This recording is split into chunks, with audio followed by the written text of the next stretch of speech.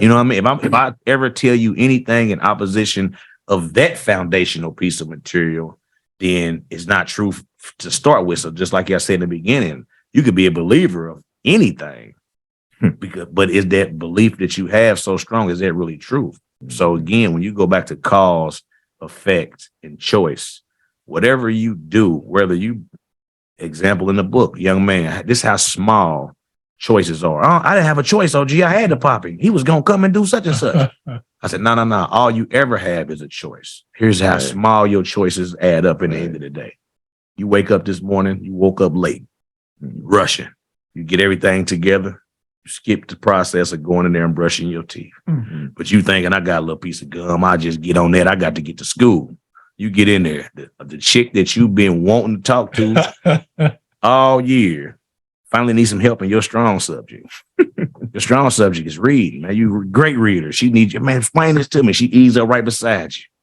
And the first thing you think is, God dog, I didn't brush my teeth. So guess what happens to that conversation? That's going south quick. All because of what? You didn't brush your teeth. You made a choice to skip that step.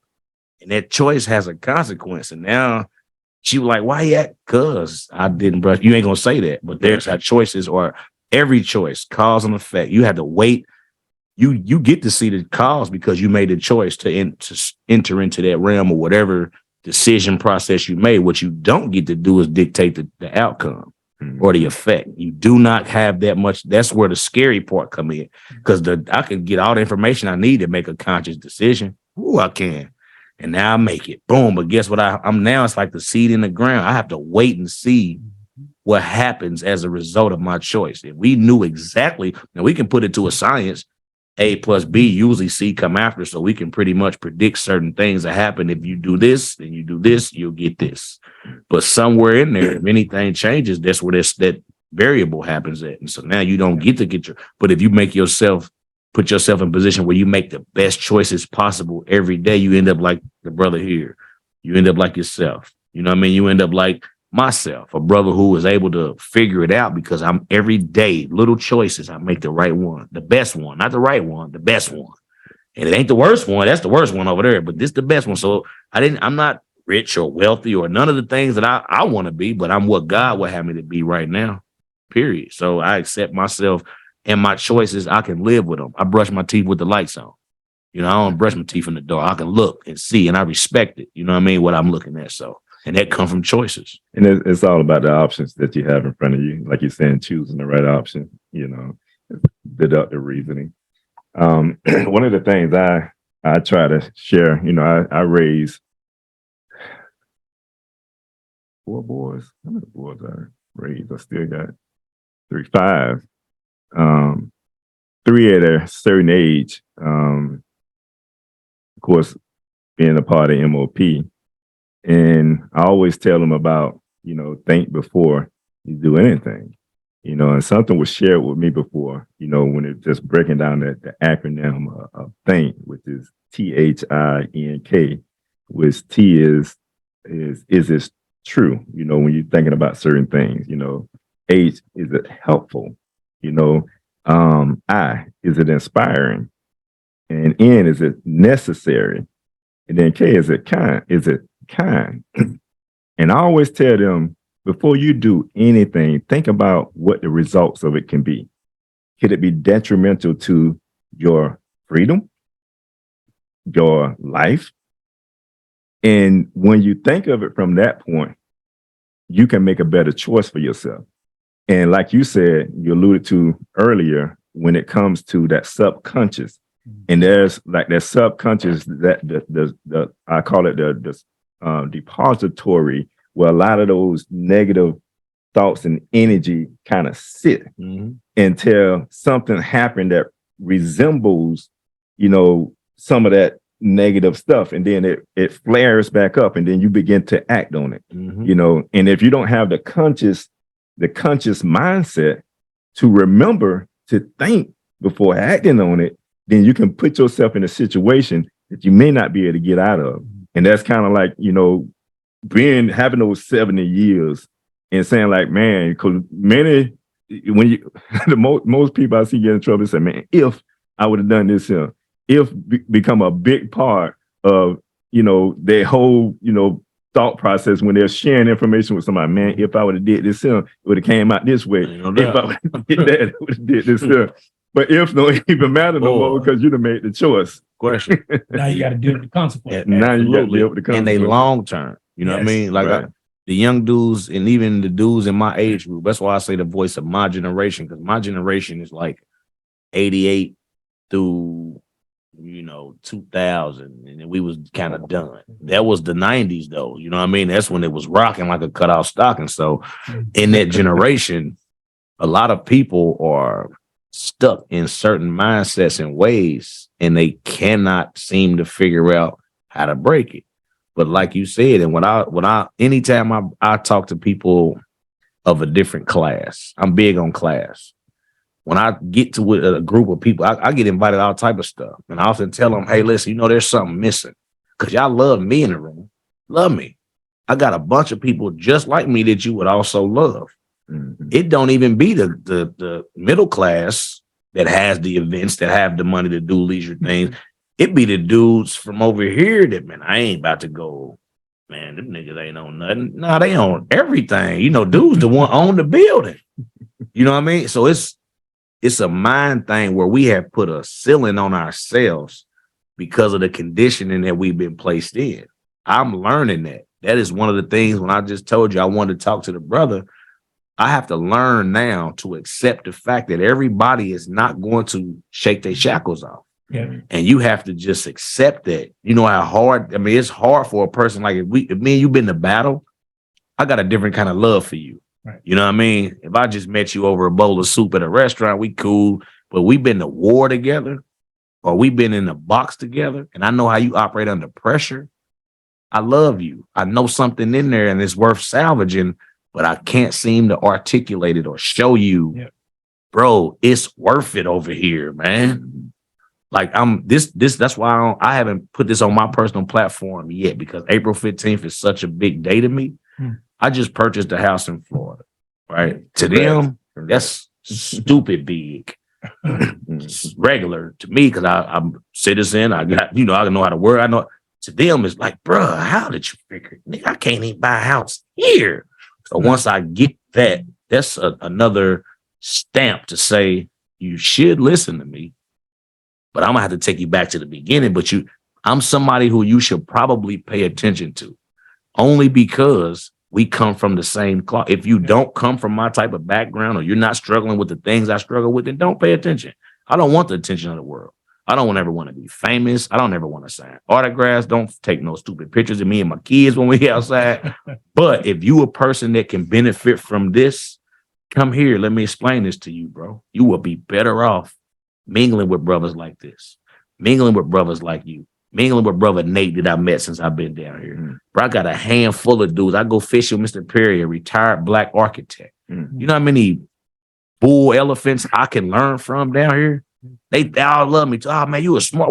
You the truth. No, I got a lot of growing to do, a lot of work to do. But if I can rub elbows at you for a while, think how great I can be later on. Think about the voice I can develop if I open my sponge. And that's what I'm saying that to them. They should be doing that to me while I continue to do it with you and you and you, and that way to transfer of information. And that's what I started off this whole long speech about, was classism. The information, just like what we just went through. You can play the words, but you can't play the beat. The beat to catch them. Yeah. The words are the most powerful though. Right. You see what I'm saying? But if you play the most powerful part, he got this spoken word. What is it? No, it's actually a song, but you can't hear it because something's not transferring. Right. You're singing a song. You married. You have a family. You have raised 5 boys. You own stuff. You have a career field. You have a plan for your future. You got your flag in the ground. You know what I mean? They're going to have to write some good stuff about you. It's going to be a lot of people that come if you pass on to glory. They don't have, that's a legacy.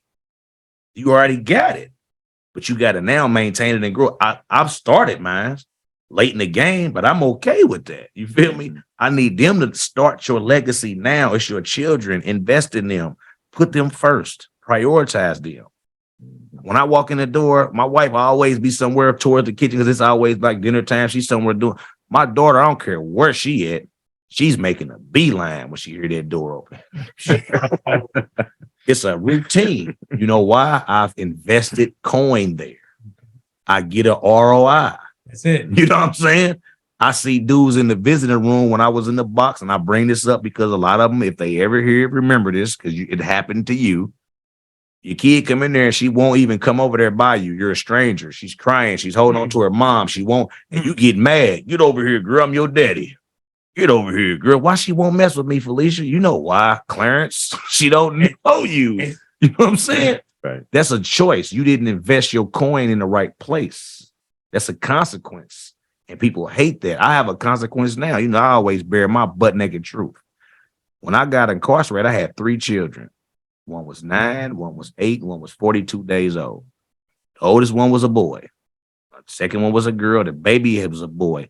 I had choices before he was born, while he was in the womb, the young boy, to change. I didn't. Soon as he was born, I want to change now. Yeah, it's cool. But you did it all the way up until he was born April 8th. You acted the fool to April 7th. Right. By May 19th, I was in the joint. Whose choice was that to leave him? That was all me. Right. I didn't never go through the, man, they told on me. Somebody snitched. They was probably supposed to tell on you, man, because you was a fool, right? But I lost something. I kept my daughter. I lost my parental rights to her. I had to sign her over to my mom because my baby mom went through hardships. All this is who fault? Coming back on you. What? Like, so now I got to sign papers to some people to sign the rights over for my daughter and hope that she lands with my mom like we planned it.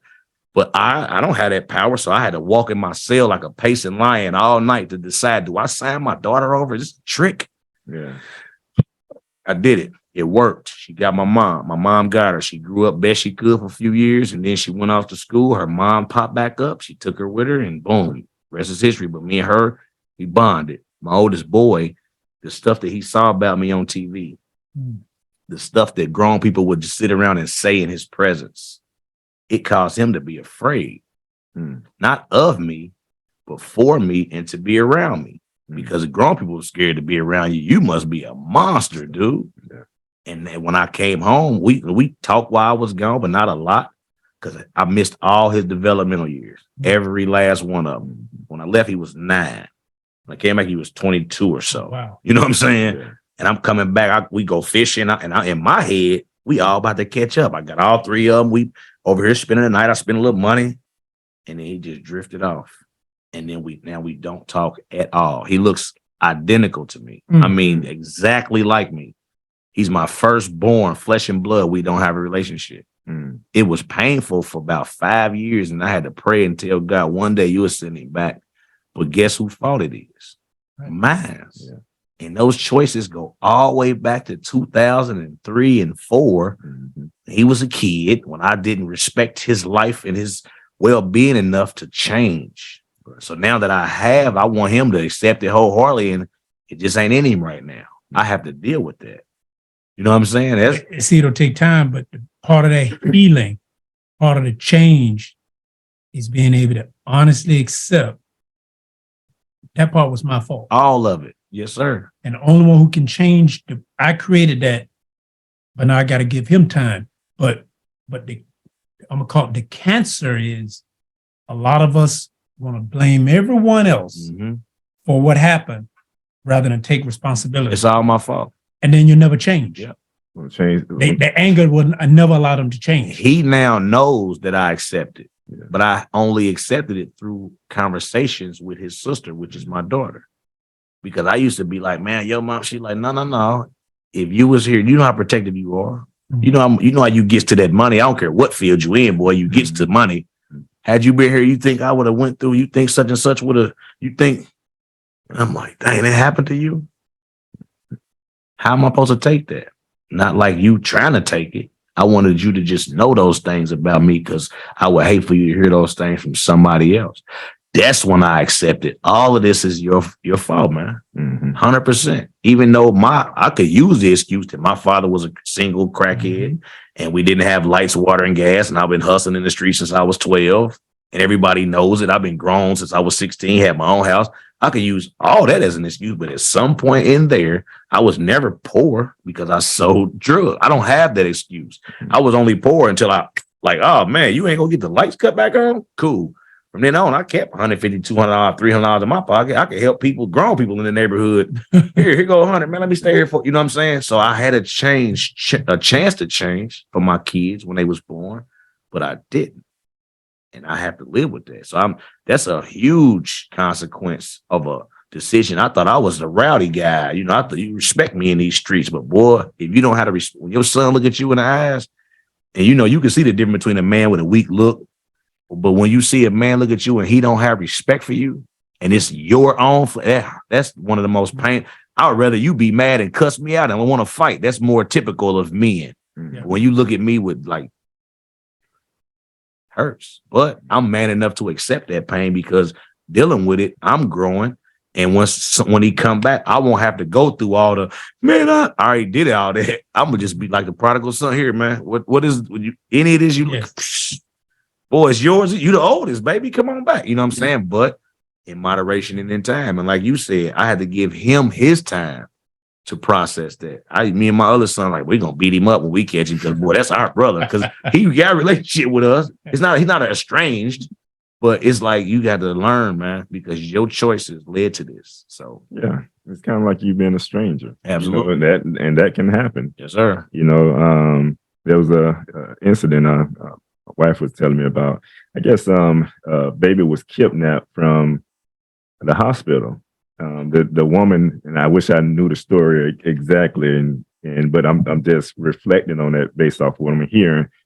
But she was kidnapped from the hospital, raised by the woman until they caught up with her. She's now currently in prison.